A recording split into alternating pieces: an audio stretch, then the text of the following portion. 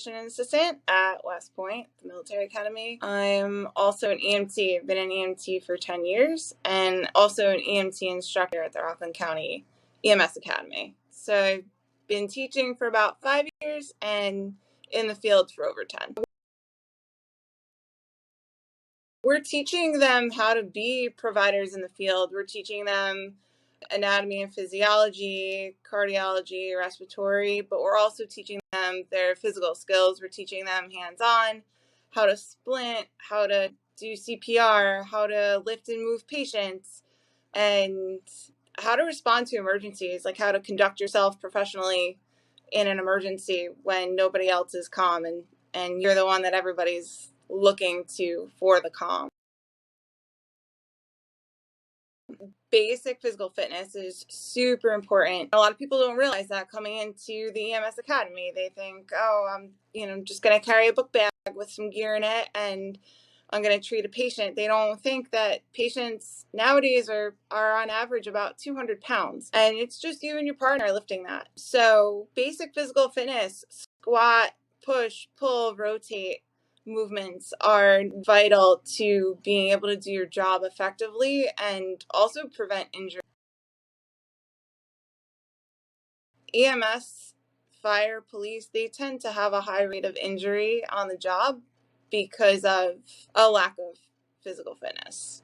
A lot of back injuries, shoulder injuries that require surgery, sometimes only a couple of years into the job. I look at what their baseline fitness is, what their experience is. Some people come to the EMS field with an athletic background, and those people are typically easier to teach. Not that everybody else isn't easy to teach, but those people are a little bit more teachable because they've been coached before. We talk about what their limitations are because a lot of people already are injured. So we work a lot with progression and regression because they're working out, they're doing their physical routines while they're still working long shifts. They're working 12-hour days, 14-hour days, and they're working probably about 60 hours a week. There's really no 40-hour work week in EMS. So we're really looking at it on an individual level and what can I do as a strength coach to make a program that's practical for them. You do tend to see burnout in the systems where there's a higher call volume, a lot of bad calls. Burnout isn't just I'm physically working hard. It's I've seen a lot of tough scenes. I've seen a lot of tough patients and not sure I'm going to want to do this much longer. We talk a lot. Things that are very beneficial outside of the physical strength and conditioning, like group setting, is we debrief each other after we have a call. And we all, even with the police and fire, any members who are on the scene, to try and do a quick debrief. Did we do everything that we could have done and it just wasn't enough? Was there nothing that we could have done within our scope of practice and this was just going to be the outcome regardless? Or are there things that we maybe missed and we could have done better? Let's go through them. Let's get the whiteboard out and let's just write down from the second that we got the dispatch for the call. Was the dispatch for the call even what we actually rolled up on?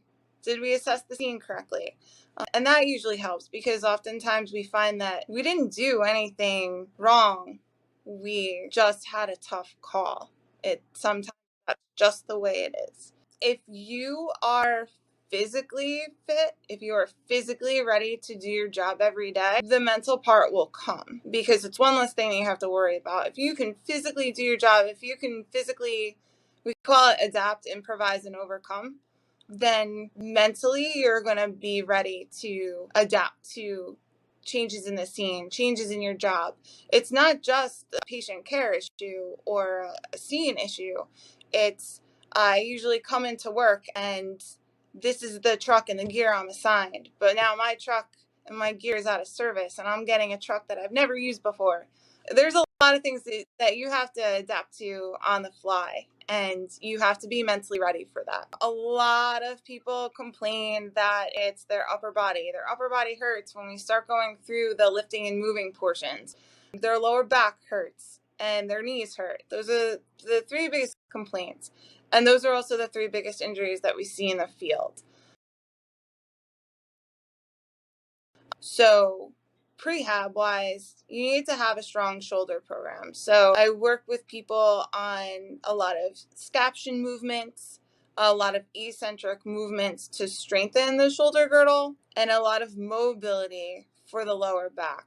Yes, you need a strong back, but you need a mobile back. Your joints need to be able to move and load. So we start with some prehab and dynamic warm-up, see how that feels. And if the person I'm working with or the group that I'm working with can move through those prehab and mobility exercises and those dynamic warm-up exercises and say, nah, I feel good, I can do more, then we start moving into, let's start loading. Let's start doing some squat movement, some deadlift movement. Let's start getting some weight on there and moving to the next level. I'm going to be designing prehab, rehab, strength, mobility programs that people can do on their own with some basic instruction, and they can do it within a 20-minute time period, because time is a very sparse thing for people who are working long hours and long shifts. You may get home from a 12-hour shift and just not want to work out, but you always have 20 minutes. You always have 20 minutes to do something. And we're not talking about developing crazy aerobic capacity. We're talking about physical readiness for the job, so you don't get hurt, so your partner doesn't get hurt, so the other people you're responding with don't get hurt, because it's a mutual responsibility to be physically fit when you work in emergency field. They're easy to follow. A lot of them you can actually just do with body weight and bands. We're not working on complex gyms, and you don't have to have a big gym at home or a lot of weight at home. These are things that you can do on the go, that you can do while you travel, you can do while you're getting ready in the morning or waiting for your kids to get ready in the morning. These are going to be very, very simple workouts, but very effective workouts, because when you don't have a basic level of strength and then you start working on that, you're going to see a difference. I've had first responders work with me that had no aerobic fitness when they started working with me, and now they're running 5Ks at a pretty decent pace too. And just the overall, I feel better. I feel stronger. I don't hurt. I don't hurt when I wake up in the morning, or I don't hurt like I did after a 12-hour shift, or I was able to carry the gear up the Appalachian Trail at Bear Mountain.